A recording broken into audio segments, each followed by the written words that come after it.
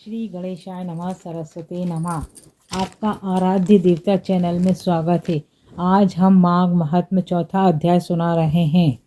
अच्छा दोस्तों, ऐसी कथाएं और उपायों को सुनते रहने के लिए चैनल को सब्सक्राइब करें, वीडियो को लाइक करें, जिससे आप और आपके परिवार पर भगवान की असीम कृपा बनी रहे। तो चलिए शुरू करते हैं चौथा अध्याय। श्री वशिष्ठ जी कहने लगे कि हे राजन, अब मैं माँ के उस महात्म्य को कहता हूँ जो कार्तवीर्य के पूछने पर दत्तात्रेय ने कहा था।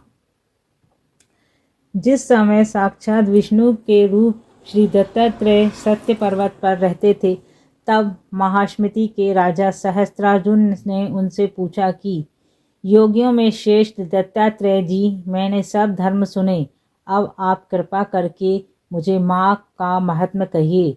तब दत्तात्रेय जी बोले, जो नारद जी से ब्रह्मा जी ने कहा था, वही महात्म्य मैं तुमको कहता हूँ। इस कर्म भूमि में भारत में जन्म लेकर जिसने माघ स्नान नहीं किया, उसका जन्म निष्फल है। भगवान की प्रसन्नता, पापों को नाश और स्वर्ग की प्राप्ति के लिए माघ स्नान अवश्य करना चाहिए। यदि यह पुष्ट व शुद्ध शरीर माघ स्नान के बिना ही रह जाए तो इसकी रक्षा करने से क्या लाभ।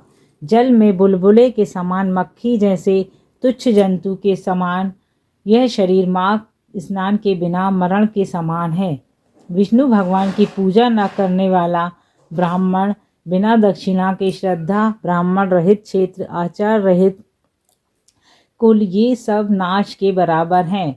गर्व से, धर्म का, क्रोध से, ताप का, गुरुजनों की सेवा न करने से, स्त्री तथा ब्रह्मचारी बिना जली अग्नि से हवन और बिना साक्षी मुक्ति का नाश हो जाता है।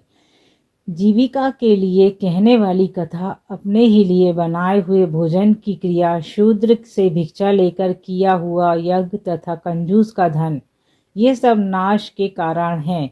बिना अभ्यास और आलस्य वाली विद्या, असत्य वाणी, विरोध करने वाला राजा, जीविका के लिए तीर्थ यात्रा, जीविका के लिए व्रत, संदेह युक्त मंत्र का जाप, व्यग्र चिंता होकर जप करना, वेद न जानने वाले को दान देना, संसार में नास्तिक मत ग्रहण करना, श्रद्धा बिना धार्मिक क्रिया, यह सब व्यर्थ है। और जिस तरह दरिद्र का जीना व्यर्थ है, उसी तरह माघ स्नान के बिना मनुष्य का जीना व्यर्थ है। ब्रह्मघाती, सोना चुराने वाला, मदिरा पीने वाला, गुरु पत्नीगामी और इन चारों की संगति करने वाला माघ स्नान से पवित्र होता है। जल कहता है कि सूर्योदय से पहले जो मुझमें स्नान करता है, मैं उससे बड़े से बड़े पापों का नाश करता हूँ। महापातक भी स्नान करने से भस्म हो जाता है। माघ मास में स्नान का जब समय आ जाता है तो सब पाप अपने नाश के भय से कांप जाते हैं। जैसे मेघों से मुक्त होकर चंद्रमा प्रकाश करता है, वैसे ही श्रेष्ठ मनुष्य माघ मास में स्नान करके प्रकाशमान होता है। काया वाचा मनसा से किए हुए छोटे या बड़े, नए या पुराने, सभी पाप स्नान से नष्ट हो जाते हैं। आलस्य में बिना जाने को पाप किए हो वह भी नाश को प्राप्त होते हैं।